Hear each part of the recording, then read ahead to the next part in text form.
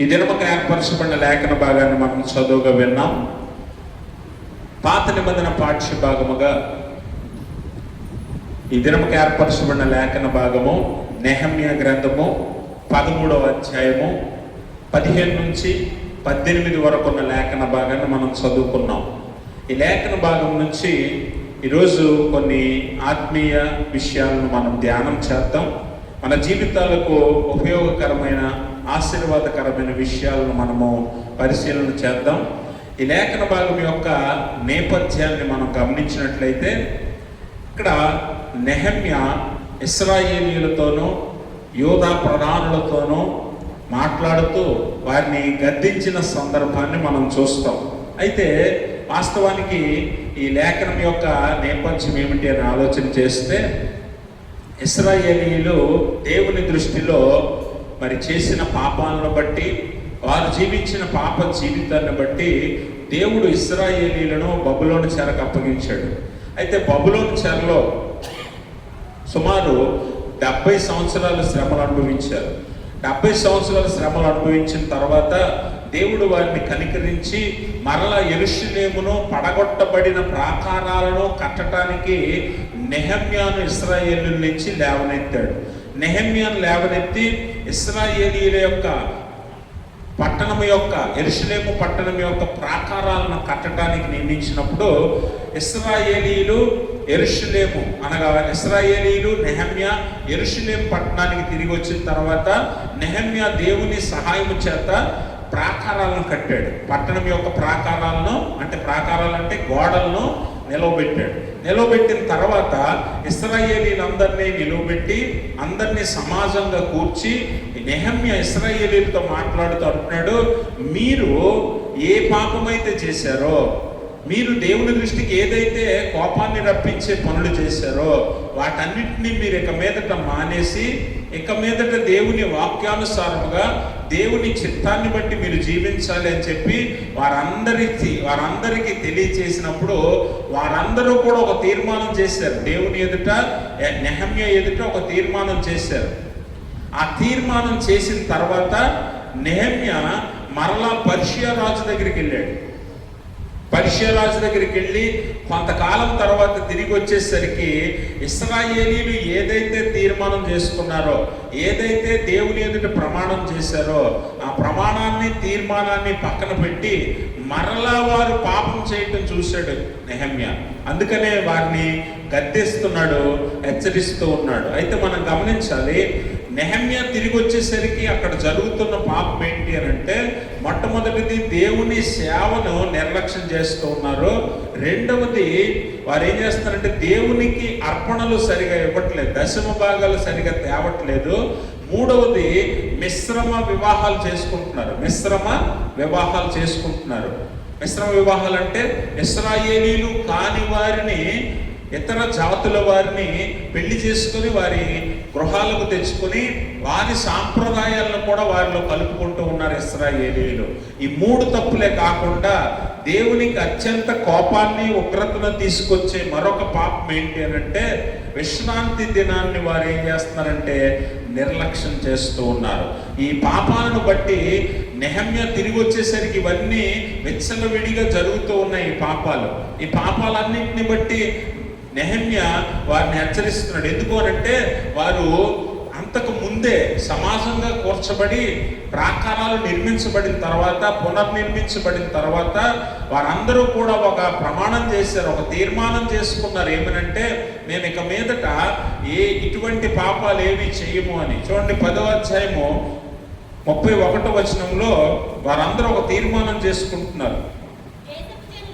దేశపు జనులు విశ్రాంతి దినమందు అమ్మకపు వస్తువులనే గాని భోజన పదార్థములనే గాని అమ్ముటకు తెచ్చిన ఎడల విశ్రాంతి దినమున గాని పరిశుద్ధ దినములలో గాని వాటిని కొనకుందుమనియు 7వ సంవత్సరమును విడిచిపెట్టి ఆ సంవత్సరములో బాకీదారుల బాకీలు వదిలివేయుమనియు నిర్ణయించుకుంటుమి. వారందరూ కూడా ఒక తీర్మానాన్ని నెహెమ్యాకు దేవుని ఎదుట తెలియచేస్తున్నారు. ఏమనంటే, ఇప్పటిదాకా మేము చేసిన పాపాలను విడిచిపెట్టి ఇక మీదట విశ్రాంతి దినము కానీ పరిశుద్ధ దినాల్లో కానీ ఎవరైనా వ్యాపారం చేయటానికి మా మధ్యలోకి వచ్చినా, వారు ఏదైనా అమ్మ చూసినా మేమేమీ కొనము అని చెప్పి, అలాగే ఎవరికైనా బాకీలు ఇస్తే 7వ సంవత్సరమున మేము వాటిని విడిచిపెడతామని వారు తీర్మానం చేసి దేవుని ఎదుట ఒప్పుకున్నారు. దేవుని ఎదుట ఒప్పుకున్నారు. వింటున్నారమ్మా? దేవుని ఎదుట ఒప్పుకున్నారు. ఒప్పుకొని అనగా మాట ఇచ్చి, అనగా వారు తీర్మానం చేసుకొని మాట తప్పిన ఇశ్రాయేలీయులు ఇక్కడ మనకు కనిపిస్తూ ఉన్నారు. నెహెమ్యా తిరిగి వచ్చేసరికి వారు ఏం చేస్తున్నారు? 15వ వచనం చూడండి. ఆ దినములలో యూదులలో కొందరు విశ్రాంతి దినమున ద్రాక్ష తొట్లను త్రొక్కుటయు, గింజలు తొట్లలో పోయిటయు, గాడిదల మీద బరువులు మోపుటయు, ద్రాక్షారసమును ద్రాక్ష పండ్లను అంజూరపు పండ్లను నానా విధములైన బరువులను విశ్రాంతి దినమున యెరూషలేములోనికి తీసుకుని వచ్చుటయు చూచి ఈ ఆహార వస్తువులను ఆ దినమున అమ్మిన వారిని గద్దించి తిని. నెహెమ్యా ఎందుకు గద్దించాడట? వారు ఏదైతే తీర్మానం చేశారో. ఈరోజు మరి దేవుని సన్నిధిలో చాలా తీర్మానాలు మనం చేస్తూ ఉంటాం. దేవునికి మనం చాలా మాటలు ఇస్తూ ఉంటాం. అలాగే దేవుని ఆలయంలో ఎన్నో ప్రార్థనల్లో మనం ఒప్పుకుంటూ ఉంటాం. మేము ఇక మీదట పాపం చేయమని, మేము ఇక మీదట ఆలయం మానమని, దేవుని సన్నిధిలో గడుపుతామని, మా జీవితాన్ని మార్చుకుంటామని చాలా రకాల తీర్మానాలు దేవునికి చెప్తూ ఉంటాం. అలాగే ఆనాడు ఇశ్రాయేలీయులు కూడా దేవుని ఎదుట, నెహెమ్యా ఎదుట వారు తీర్మానం చేసుకుని ఏమన్నారంటే, విశ్రాంతి దినమున ఇక మీదట మేము వ్యాపారం చేయము, మేము ఏ పనులు చేయమని చెప్పి తీర్మానం చేసి ఒప్పుకొని వారు మరలా నెహెమ్యా వచ్చేసరికి ఏం చేస్తున్నారట? వారు ఏం చేస్తున్నారంటే, ఇదిగో విశ్రాంతి దినమున కొందరు యూదులు ద్రాక్ష తొట్లను తొక్కుతున్నారు, కొంతమంది గింజలు తొట్టలో వేసుకుంటున్నారు, కొంతమంది వారి గాడిదల మీద బరువు మోపుతున్నారు, కొంతమంది వారి మధ్యలోకి వచ్చి వ్యాపారం చేస్తున్న వారి దగ్గర వస్తువులను చేపలను కొంటూ వారి జీవితాన్ని పాపంలో నడిపిస్తూ ఉన్నారు. గమనించండి ప్రభువునందు ప్రియమైన స్నేహితులారా, ఈరోజు ఆనాడు ఇశ్రాయేలీయులకు విశ్రాంతి దినం అయితే ఈరోజు మనందరికీ ప్రభువు దినము, పునరుత్థాన దినము, ఆదివారమును మనకు దేవుడు ఏర్పాటు చేశాడు. మరి ఈ దినమున ఎంతో మంది విశ్రాంతి దినమున ఆ రోజు యూదులు ఏ పాపం అయితే చేశారో, ఈరోజు విశ్రాంతి దినము అనగా ప్రభు దినమున మనం కూడా అటువంటి పాపం చేస్తూ దేవుని సన్నిధిని నిర్లక్ష్యం చేస్తున్నాం. ఆదివారం ఆరాధనలో పాల్పంపులు పొందలేకపోతున్నాం అన్న విషయాన్ని మనం గమనించాలి. మరి దేవుడు బబులోని చెరకు ఎందుకు అప్పగించాడట ఇశ్రాయేలీయుల్ని? వారి మీదకి దేవుడు తన ఉగ్రతను ఎందుకు రప్పించాడట అంటే, వారు విశ్రాంతి దినమును నిర్లక్ష్యం చేశారు. నెహెమ్యా కూడా వారిని ఎందుకు గద్దిస్తున్నాడట? మీరు ఇటువంటి పాపం చేసి మరి ఎక్కువ ఉగ్రతను మన మీదకి రప్పిస్తున్నారు అని చెప్పి వారిని హెచ్చరిస్తూ ఉన్నాడు నెహెమ్యా. గమనించాలి, మరి దేవుడు మనకిచ్చిన ఈ పరిశుద్ధ దినాన్ని తప్పక మనం ఆచరించదగిన వారముగా ఉన్నాం. ఒకవేళ ఆచరించకపోతే దేవుని ఆజ్ఞను మనం మీరినట్లుగానే దేవుని ఉగ్రతకు మనం పాత్రలు అవుతాం. ఆనాడు ఇశ్రాయేలీయులు ఎలాగైతే పాత్రలు అయ్యారో అలాగే మనం కూడా పాత్రలు అవుతాం. ఎందుకంటే విశ్రాంతి దినము దేవుని దినము, ప్రభు దినము అనే విషయాన్ని మనం గమనించాలి. నిర్గమకాండము 10 ఆజ్ఞలలో 20వ అధ్యాయంలో మనం చూస్తే దేవుడు చాలా స్పష్టంగా చెప్పాడు 8వ వచనంలో, విశ్రాంతి దినమున మీరు పరిశుద్ధముగా ఆచరించాలి. గమనించండి, పరిశుద్ధముగా ఆచరించాలి దేవుని దినాన్ని, ప్రభు దినాన్ని. మరి ఆనాడు ఆది కాండంలో దేవుడు సృష్టిని చేస్తున్నప్పుడు మొదటి 6 రోజుల్లోనూ సమస్త సృష్టిని చేసి 7వ దినాన్ని ఆయన విశ్రమించి 7వ దినాన్ని విశ్రాంతి దినముగా పరిశుద్ధపరిచినట్లుగా మనం ఆది కాండంలో చదువుతాం. మరి ఆ పరిశుద్ధ దినము ప్రభు దినము కనుక ఆ దినాన్ని తప్పక మనము దేవునికే ఇవ్వాలి.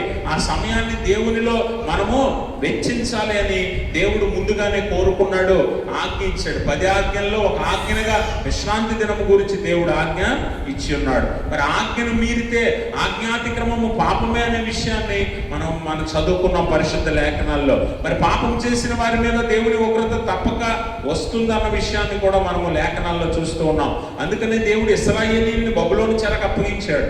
ఇశ్రాయేలీయుల్ని ఎన్నో రకాలుగా ఆయన ఉగ్రతకు పాత్రులుగా చేశాడు. ఎందుకనంటే దేవుని దృష్టికి వారు హేయమైనది, పాపమైనది, దేవుడు అంగీకరించినది వారు చేసి దేవుని దృష్టికి పాపం చేసిన వారిగా ఉండిపోయారు. కాబట్టి వారు విశ్రాంతి దినాన్ని నిర్లక్ష్యం చేస్తూ, మరి ముఖ్యంగా దేవుని ఆజ్ఞలో ఏమని ఉంటుందంటే, విశ్రాంతి దినము 15వ వచనంలో మనం చదివినట్లుగా వారు విశ్రాంతి దినమున పనులే చేస్తున్నారు అనుకున్నాం, కానీ వారు కేవలం పనులే కాదు, కానీ వారు విశ్రాంతి దినాన్ని ప్రభువును కూడా వారు నిర్లక్ష్యం చేసినట్లుగా మనం చూస్తాం. అందుకనే మరి సబ్బాతు దినాన్ని మీరు ఎలాగట సబ్బాతు దినాన్న మీరు విశ్రమించాలి, అనగా ప్రభువుకు పరిశుద్ధంగా ఆచరించాలి. అందులో ఏ పని చేయకూడదు, వ్యాపారం అసలే చేయకూడదు. వ్యాపారము నిషేధం ఆ రోజు. అలాంటిది వారు ఏం చేస్తున్నారట, వ్యాపారం చేస్తున్నారట, అమ్ముతున్నారట, కొంటున్నారట. మరి ఇదంతా దేవుని దృష్టికి పాపంగా ఎంచబడింది. 16వ వచనం చూడండి. తూరు దేశస్థులను కాపురముండి యెరూషలేములోను విశ్రాంతి దినములో యూదులకును చేపలు మొదలైన నానావిధ వస్తువులను తెచ్చి అమ్ముచుండిరి. గమనించండి, అక్కడ చాలా మంది యూదులు వారి వారి పనులు చేసుకుంటున్నారు, పొలం పనులకు వెళ్ళిపోతున్నారు, అలాగే వారి పంటను దాచుకుంటున్నారు, అలాగే వారి గాడిదల చేత పనులు చేయిస్తున్నారు. ఇవన్నీ కాకుండా వారి మధ్యలో నివసిస్తున్న తూరు దేశస్తులు, అనగా పరాయి దేశస్తులు, విదేశీయులు వారి మధ్యలో ఉంటే వారు తీసుకొచ్చిన చేపలు ఇతర వస్తువులు కొని వ్యాపారం కూడా చేస్తున్నారట ఇశ్రాయేలీయులు. మీరు గమనించాలి.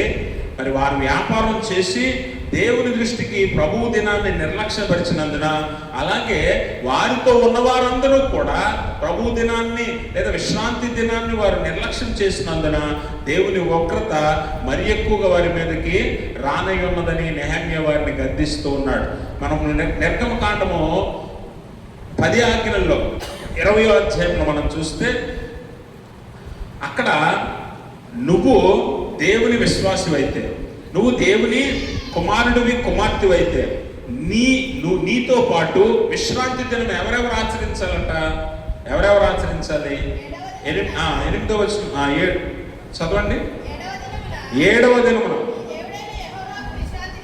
నీ దేవుడైన యెహోవాకు విశ్రాంతి దినము, దానిలో నీవైనను నీ కుమారుడైనను నీ కుమార్తె అయినను నీ దాసుడైనను నీ దాసైనను నీ పశువైనను నీ ఇంటలో ఉన్న నీ పరదేశి అయినను. గమనించారా? ఎవరెవరు చేయకూడదట? నువ్వే కాదు, నీ కుమార్తె కానీ నీ కుమారుడు కానీ, లేకపోతే నీ దాసుడు కానీ నీ దాసి కానీ, నీ ఇంట్లో ఉండే పశువు, ఏ పశువు అయినా, నీ గాడిద అవ్వచ్చు, గుర్రం అవ్వచ్చు, ఒంటె అవ్వచ్చు, ఏదైనా. అలాగే నీ ఇంట ఉండు పరదేశి అయినను ఏం చేయకూడదు, ఏ పని చేయకూడదు. అందరూ కూడా ఏం ఆచరించాలి? విశ్రాంతి దినాన్ని ఆచరించాలి. అయితే వీరు ఇశ్రాయేలీయులు ఏం చేస్తున్నారట? వారు ఆచరించట్లేదు, వారి పిల్లలు ఆచరించట్లేదు, అలాగే వారి దాసులు ఆచరించట్లేదు, వారి పశువులను కూడా ఆచరించనివ్వట్లేదు.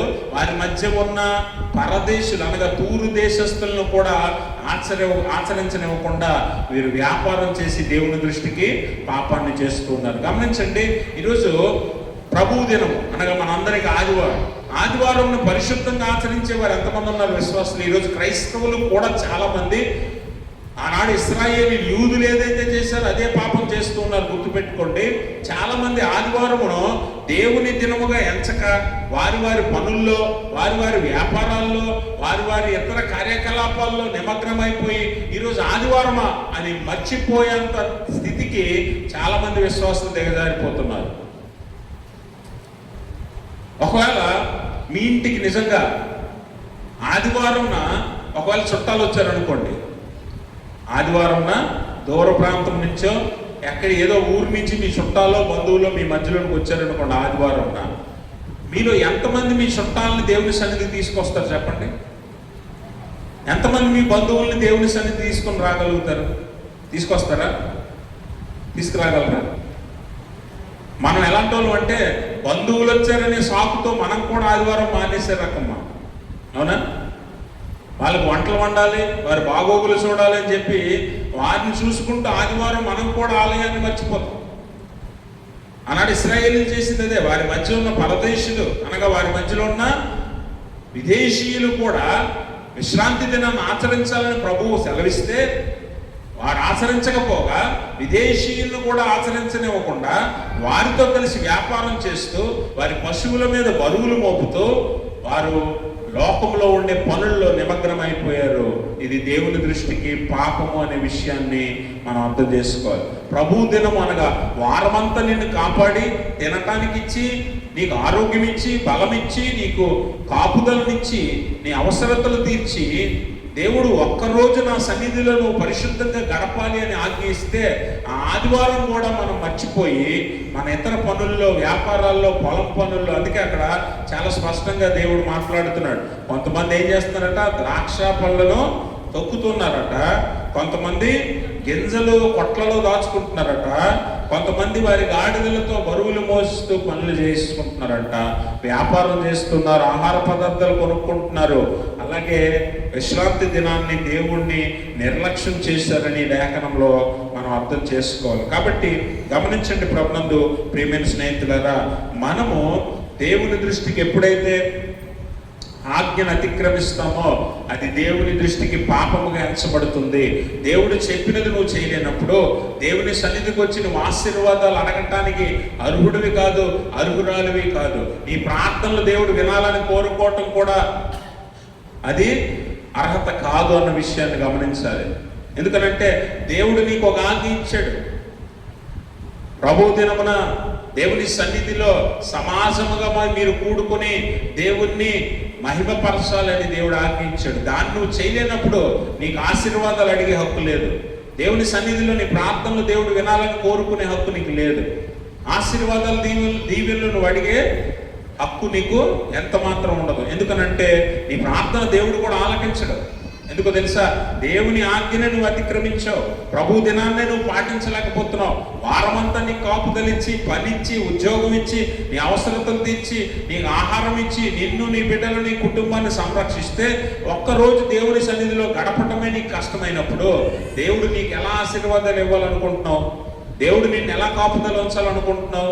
నీ బిడ్డలను ఎలా దేవుడు కాయాలని నువ్వు కోరుకుంటున్నావు? ఇవన్నీ కూడా దేవుడికి అంగీకారం కాదన్న విషయాన్ని మనం అర్థం చేసుకోవాలి. అందుకనే దేవుడు ఏర్పరిచిన నియమాన్ని తప్పక మనము పాటించవలసిందే అన్న సంగతి ఈ లేఖనం ద్వారా మనం తెలుసుకోవాలి. అందుకనే అక్కడ ఏం చేస్తున్నాడంటే, నెహమ్య వ్యాపారం చేస్తున్న ఆ తూరు దేశస్తులను గద్దించాడు, యూదులను గద్దించాడు, యూదా ప్రధానులను కూడా పిలిచాడు. 17వ వచనంలో చూడండి, అంతటా యూదుల ప్రధానులను నేను ఎదురాడి విశ్రాంతి దినమును నిర్లక్ష్య పెట్టి మీరెందుకు ఈ దుష్కార్యమును చేయుదురు?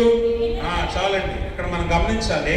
యూదా ప్రధానులు అనగా యూదుల మీద నాయకులు, యూదుల మీద అధికారుల్ని ఆయన నెహమ్య పిలిచి వారిని కూడా గద్దిస్తున్నాడు. ఎందుకు? నాయకత్వం బాగుంటే ప్రజలు బాగోవాలి, నాయకత్వం సరిగా లేకపోతే ప్రజలు కూడా అదే మార్గాన్ని ఎంచుకుంటారు. అందుకే లోకంలో ఒక సామెత ఉంటుంది, యథా రాజా తదా ప్రజ కదా. అంటే యథా మనము నాయకులమైన మనం ఎలా ఉంటామో ప్రజలు కూడా అలాగే ఉంటారు. అలాగే తల్లిదండ్రులు ఎలా ఉంటారో పిల్లలు అలాగే ఉంటారు. ఈరోజు కుటుంబానికి నాయకుడిగా, కుటుంబానికి యజమానిగా తల్లి ఉండొచ్చు, తండ్రి ఉండొచ్చు.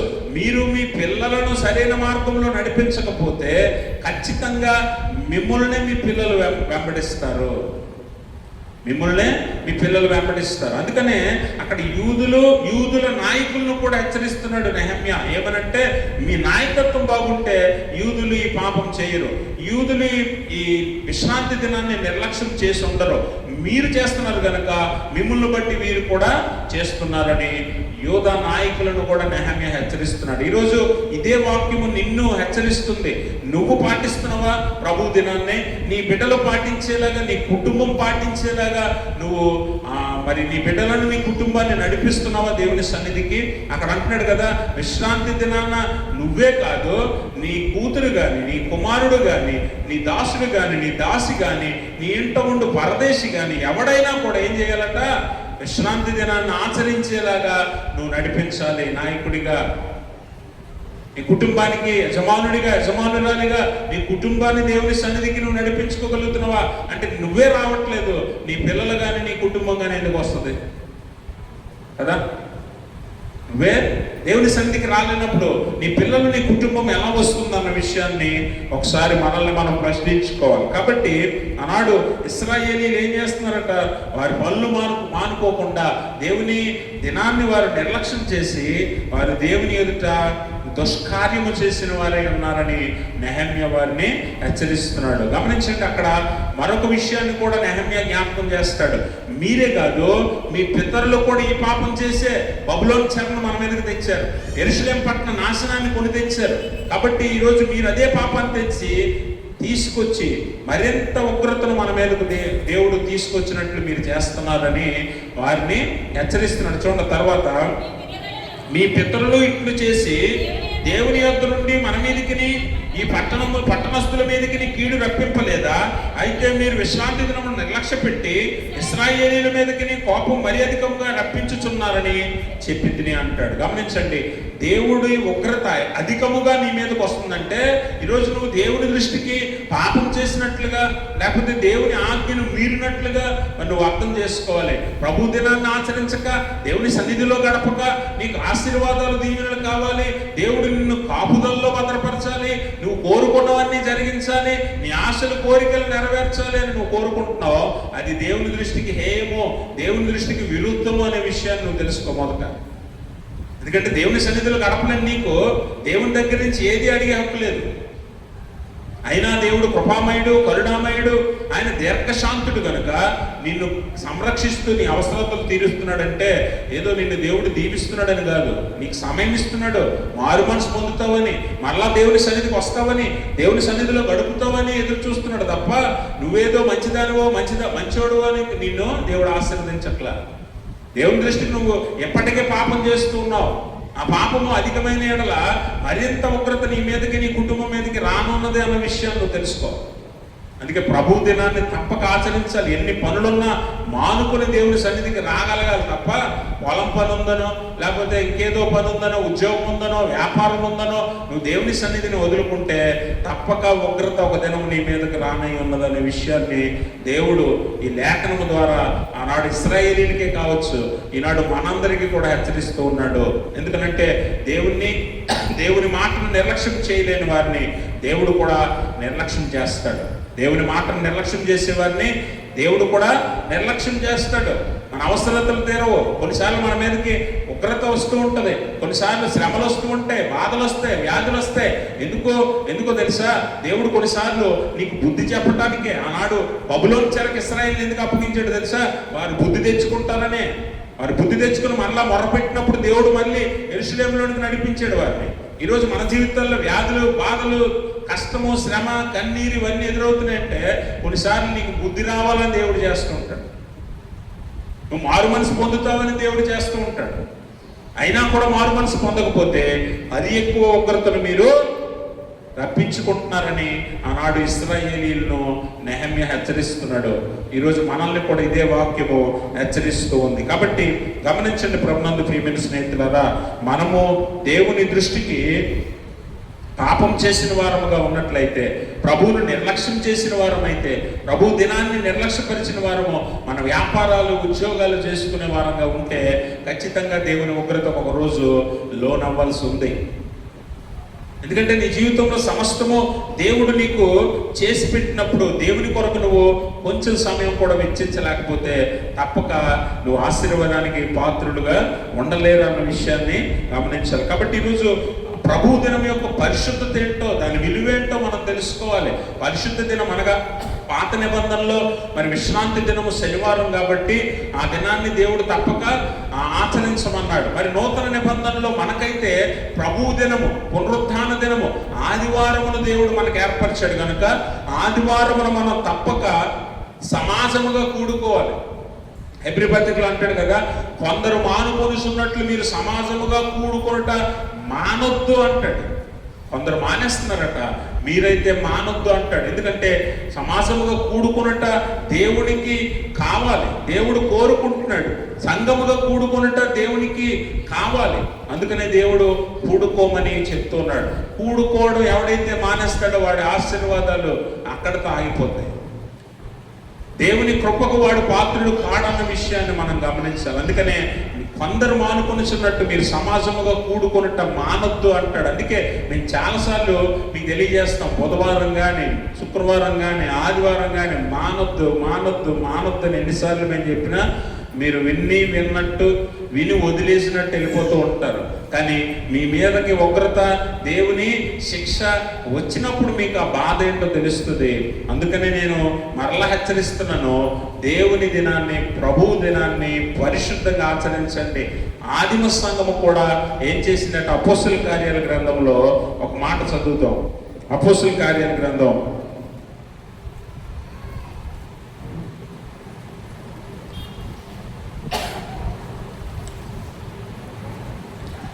20వ అధ్యాయం 7వ వచనం చదువుతాం.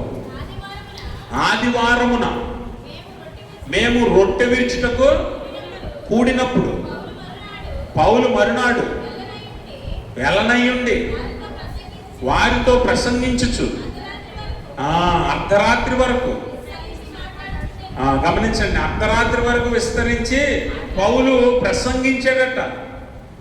ఎప్పుడు? ఆదివారమున. ఇప్పుడు మన ప్రార్థన 9కి అయిపోవాలి. 9 దాటగానే కుర్చీలు కదిలిపోతూ ఉంటాయి, కుర్చీల్లో మనుషులు కూర్చోలేకపోతుంటారు. కానీ పౌలు ఏం చేశాడంటే ఆదివారం మరుసటి రోజు వేరొక ప్రాంతానికి ప్రయాణం ఉండటం వలన పౌలు విస్తరించి మాట్లాడాడట. ఎప్పటి వరకు? అర్ధరాత్రి వరకు పౌలు మాట్లాడాడట. ఆదివారం మీరు 2 గంటలు కూర్చోవడమే గొప్ప విషయం కదా. వెనకాల నుంచి గుసగుసలు, వెనకాల నుంచి సణుక్కోవడం, ఇవన్నీ దేవుడు మనకు నేర్పుతున్న పాఠాలు. గమనించాలి. ఇచ్చిన అవకాశాన్ని, దేవుని సన్నిధిలో గడిపే భాగ్యాన్ని మనం వినియోగించుకుంటే ఆశీర్వాదం. అందుకే ఆనాడు ఆదిమ సంఘస్థులు అద్భుతాలు చూశారు, ఆశ్చర్యకార్యాలు చూశారు, స్వస్థతలు చూశారు. ఎందుకు? దేవుని సన్నిధిలో గడపడం వారికి ఇష్టం. అపోస్తుల కార్యాలు 2వ అధ్యాయం 42వ వచనంలో కూడా వారు దినదినము ఏం చేస్తున్నారట? వీరు అపోస్తుల బోధ యందును, సహవాసం అందును, రొట్టె విరుచుట యందును, ఆరాధన చేయుట యందును ఎడతెగకంటే ఆపకుండా, మానకుండా అవకాశం దొరికిన ప్రతిసారి వారు ఏం చేసేవారట? ఆరాధన చేసేవారట, ప్రార్థన చేసేవారట, అపోస్తులు చెప్పే బోధ వినేవారట, రొట్టె విరిచేవారట. అవకాశం దొరికిన ప్రతిసారి వినియోగించుకున్నారట. ఎందుకు? దేవుని యందు సహవాసం కలిగి ఉండాలని, దేవుళ్ళు ఎదగాలని. ఈరోజు ఏ సంఘం అలా ఉంటుంది? ఎంతమంది క్రైస్తవులు అలా ఉంటున్నారు? చాలా మంది క్రైస్తవులకి ఈరోజు ఆదివారమా మర్చిపోయేనే అనే రకమైన క్రైస్తవులు కూడా ఉన్నారు, తెలుసా? అందుకని దేవుని వాక్యంలో ఒక మాట, విశ్రాంతి దినం గురించి దేవుడు ముందుగానే హెచ్చరిస్తూ, ఆ రోజు ఏ కాలమైనా సరే మీరు ఏం చేయాలట? దేవుని విశ్రాంతి దినాన్ని తప్పక ఆచరించాలని దేవుడు తెలియజేస్తాడు. ఒకసారి నిర్గమకాండము 34వ అధ్యాయంలో మనం చదివితే, 34వ అధ్యాయం, నిర్గమకాండం 34వ అధ్యాయము 21వ వచనం చదువుతాం. అమ్మా, 6 దినములు మీరు పనిచేసి 7వ దినం ఏం చేయాలట? విశ్రమింపవలెను. దున్ను కాలమందైనను కోయి కాలమందైనను ఆ దినమున విశ్రమింపవలెను. మరియు నీవు గోధుమల కోతలో ప్రథమ ఫలముల పండుగను, అనగా వారముల పండుగను, సంవత్సరాంతపు పంట కూర్చు పండుగను గమనించండి. అది దున్ను కాలమైనా, కోయి కాలమైనా, విత్తు కాలమైనా, ఏ కాలమైనా మీరేం చేయాలట? విశ్రాంతి దినాన్ని ఆచరించాలి. మనం ఏం చేస్తాం? మనం కోతలు వేస్తున్నారని చెప్పి కొంతకాలం మానేస్తాం, విత్తనాలు చల్లుతున్నారని కొంతకాలం మానేస్తాం, ఊడుపులు ఊడుస్తున్నారని కొంతకాలం మానేస్తాం, వర్షాకాలం వచ్చిందని కొంతకాలం మానేస్తాం, అనారోగ్యం ఉందని కొంతకాలం మానేస్తాం. దేవుడు అంటున్నాడు, ఏ కాలమైనా సరే నువ్వు విశ్రాంతి దినాన్ని మరవకూడదు. ఈరోజు ఆదివారమున చలికాలమా, ఎండాకాలమా, వర్షాకాలమా అని కాదు, ఏ కాలమైనా సరే దేవుని దినాన్ని నువ్వు తప్పక దేవుని సన్నిధిలో కనబడాలి. మనమేమో మన పనుల నిమిత్తము, కొంతమంది మనోళ్ళు చర్చికి ఎందుకు రాలేదు అంటే కోతలండి, అందుకే రాలేదు. కొన్ని కోతలు అయిపోయి వస్తాడా? కోతలు అయిపోయి ఏం చెప్తాడు? దున్నాలండి. కొన్ని దున్నేయడం అయిపోయి వస్తాడా అంటే విత్తాలండి, ఊడుపులండి. ఇలా ఏదో ఒక సాకు చెప్పి దేవుని సన్నిధిని, దేవుని దినాన్ని నువ్వు నిర్లక్ష్యం చేస్తున్నావు కదా. ఒకరోజు ఆ ఉగ్రత వచ్చినప్పుడు నీకు పశ్చాత్తాపమే దొరకదు, అవకాశమే మళ్ళీ రాదు నీకు. అందుకే మళ్ళీ మళ్ళీ దేవుని సన్నిధిలో మనం కనిపించడానికి ప్రయాసపడాలి తప్ప సాకులు చెప్పి దేవుని దినాన్ని నిర్లక్ష్యం చేస్తే ఖచ్చితంగా దానికి తగిన మూల్యాన్ని మనం చెల్లించవలసి ఉంది. అందుకే ప్రభు దినం విలువైనది, పరిశుద్ధమైనది, మనందరికీ మేలుకరమైనది. అందుకే దేవుడు ఒక దినాన్ని ఏర్పరిచాడు దేవుని సన్నిధిలో ఆశీర్వాదాలు, దీవెనలు పొందటానికి. దాన్ని కూడా నువ్వు నిర్లక్ష్యం చేసుకుంటే నీ దీవెనలు, ఆశీర్వాదాలు అన్నీ పోగొట్టుకోవడం పోగా నీ మీదకి ఉగ్రత రావటానికి కూడా నువ్వే కారణమవుతావు. రెండవది ఏంటంటే, ఇందాక నేను చెప్పినట్లుగా సంఘ నాయకులు కానీ, సంఘ పెద్దలు కానీ, కుటుంబ పెద్దలు కానీ వారి బాధ్యత తప్పక నిర్వర్తించాలి. దేవుడు అడుగుతాడు. దానికి నువ్వు సమాధానం చెప్పవలసిన బాధ్యత యజమానిగా నీ మీద ఉంది, సంఘ పెద్దగా నీ మీద ఉంది, కాపరిగా మా మీద ఉంది, అందరి మీద ప్రతి బాధ్యత ఉంది. ఈరోజు తల్లిదండ్రులుగా మీరు పరిశుద్ధ దినాన్ని, ప్రభు దినాన్ని ఆచరిస్తున్నారా? మీరు ఆచరిస్తూ మీ బిడ్డలను ఆచరించేలా చేస్తున్నారా? దేవుడు అడుగుతాడు. నువ్వు వస్తున్నావు, నీ పిల్లలేరి? నువ్వు వస్తున్నావు, నీ భర్త ఏడి? నువ్వు వస్తున్నావు, నీ భార్య ఏది? నువ్వు వస్తున్నావు, నీ ఇంట్లో వారేరి అని అడుగుతాడు దేవుడు. దానికి సమాధానం చెప్పవలసిన బాధ్యత నీ మీదే ఉంది. అందుకని అక్కడ నెహెమ్యా యూదులను తిట్టట్లా, యూదులను మాత్రమే తిట్టట్లా. అక్కడ వ్యాపారం చేసిన యూదులను మాత్రమే కాకుండా యోధా నాయకులను కూడా గద్దిస్తున్నాడు. ఎందుకంటే మీ నడిపింపు, మీ నాయకత్వము సరిగా లేదు, అందుకే మీరు విశ్రాంతి దినాన్ని నిర్లక్ష్యం చేశారు, దుష్కార్యం చేస్తున్నారు దేవుని ఎదుట. ఈరోజు నువ్వు ఆలయానికి వస్తే నీ పిల్లలు రారా? నువ్వు ఆలయానికి వస్తే నీ కుటుంబం వారు రారా? నువ్వు వస్తే నీ కుటుంబాన్ని నడిపించుకోగలుగుతావు. నువ్వే రాలేనప్పుడు నీ కుటుంబం దేవుని సన్నిధికి ఎలా వస్తుంది? అందుకనే పెద్దలుగా, కుటుంబ యజమానులుగా, తల్లి ఉండొచ్చు, తండ్రి ఉండొచ్చు, ఎవరైనా సరే మనం ఏం చేయాలట? దేవుని సన్నిధికి మన కుటుంబాన్ని నడిపించుకునే వారంగా మనం ఉండాలి. అలా ఉంటేనే కుటుంబము కానీ మనము కానీ ఆశీర్వదించబడతాం. మనం యెహోషువని చూస్తాం. యెహోషువ అంటున్నాడు, మీరు ఎవరిని సేవించుకున్నా నేను నా కుటుంబము అంటాడు. నేను ఒక్కడినే కాదు, నేను నా కుటుంబము ఎవరిని సేవిస్తాం? యెహోవాని సేవిస్తాం. యోబు అంటాడు, నేను నా కుటుంబ పక్షముగా నేను అర్పణలు ఇస్తాను, నా కుటుంబం అంతా కూడా దేవుళ్ళో ఉంటాము అని వారు యోబు తెలియజేస్తాడు. అలాగే అపోస్తల కార్యాల గ్రంథం 10వ అధ్యాయంలో కొర్నేలి అనే ఒక శతాధిపతి ఉంటాడు. అతను కూడా తన కొరకు, తన కుటుంబం కొరకు కూడా మరి దేవుని సన్నిధిలో ప్రార్థనలు చేసేవాడిగా, మరి దేవుని సన్నిధిలో కుటుంబం అంతా విశ్వాసంలో నడిచే కుటుంబంగా మనకు కనిపిస్తూ ఉంటుంది. కాబట్టి ఈరోజు నువ్వు ఒక్కదానివే కాదు, నువ్వు ఒక్కడవే కాదు, నీతో పాటు నీ కుటుంబాన్ని దేవుని సన్నిధికి నడిపించుకునే బాధ్యత నీ మీద ఉంది. కనుక దేవుడు ఒకరోజు నిన్ను అడుగుతాడు, నువ్వు చేసావా? నీ కుటుంబము నీ సన్నిధి, దేవుని సన్నిధికి వచ్చేలాగా నువ్వు నడిపించుకున్నావా అని దేవుడు అడుగుతాడు. ఆ రోజు నీ దగ్గర సమాధానము లేకపోతే శిక్షకు పాత్రలం అవుతామన్న విషయాన్ని మనం గమనించాలి. అలాగే ఇంకొక విషయము ఈ లేఖనం ద్వారా మనం అర్థం చేసుకోవాల్సింది ఏంటంటే, ఆర్థిక స్థితిగతుల ఆజ్ఞ. ఆర్థిక స్థితిగత, దేవుని ఆజ్ఞ, రెండిట్లో దేనికి నువ్వు విలువిస్తావు? నువ్వు నేర్చుకోవాల్సిన చివరి పాఠం ఏంటట? ఆర్థిక స్థితిగత ఆజ్ఞ. ప్రభు ఆజ్ఞకు విలువిస్తావు. దేనికి విలువిస్తావు? డబ్బుకా లేకపోతే దేవుని మాటకా? డబ్బుకు విలువిస్తే ఆదివారం అని కూడా చూడకుండా ఉద్యోగం చేసుకుంటావు, వ్యాపారం చేసుకుంటావు, అలాగే పొలం పనులకు వెళ్తావు.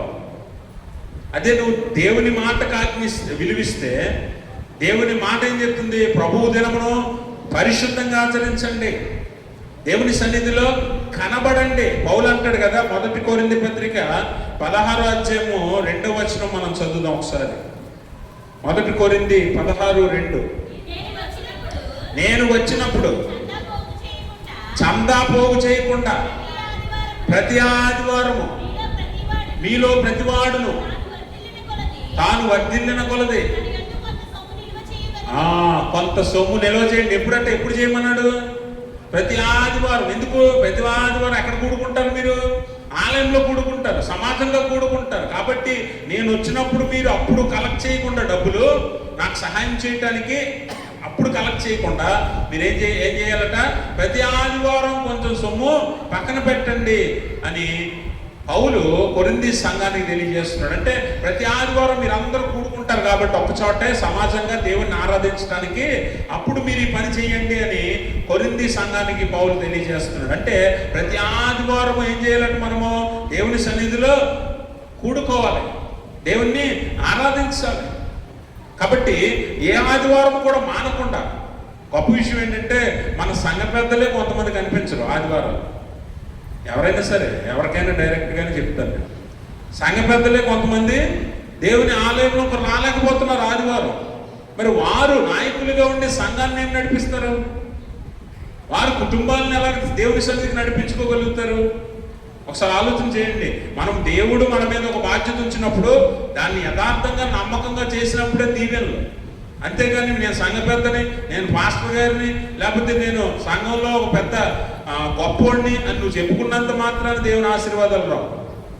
దేవుని మాటను నువ్వు పాటించినప్పుడు, దేవుని ఎదుట భయభక్తులు కలిగి ఉన్నప్పుడు, దేవుని మాటకు విధేయత చూపించి నిన్ను నీ కుటుంబాన్ని నీకు ఇవ్వబడిన బాధ్యతను నువ్వు యథార్థంగా ఆచరించినప్పుడు దేవుడు నిన్ను ఆశీర్వదిస్తాడు.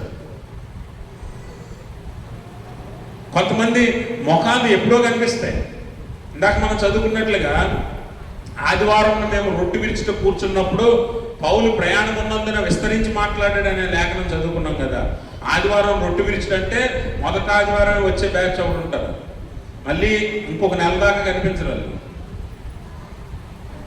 ఆనాడు ఆదిమ సంఘంలో ప్రతి వారం కూడుకున్నారు, ప్రతి వారం రొట్టె విరిచారు తెలుసా. అందుకే 2వ అధ్యాయము 42వ వచనం అపోస్తలుల కార్యాల్లో వారు ఎడతెగక పాల్గొన్నారట. ఎడతెగక అంటే నెలకొకసారి కాదు, ఎడతెగక రొట్టె విరిచిటందు, సహవాసమందు, ఆరాధన చేయటందు, అపోస్తలుల బోధ యందు వారు ఏం చేశారట? ఎడతెగక పాల్గొంపులు పొందారంటే కుదిరిన ప్రతిసారి, వారానికి ఒకసారి అవ్వచ్చు, 2 సార్లు అవ్వచ్చు, అంతేగాని నెలకు ఒకసారో 2 నెలలకు ఒకసారో కూడుకోవడం అని చెప్పట్లే అక్కడ.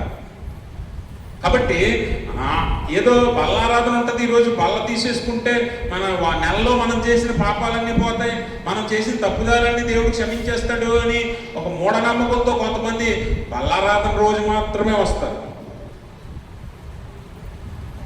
అటువంటి వారికి కూడా ఇది హెచ్చరిక.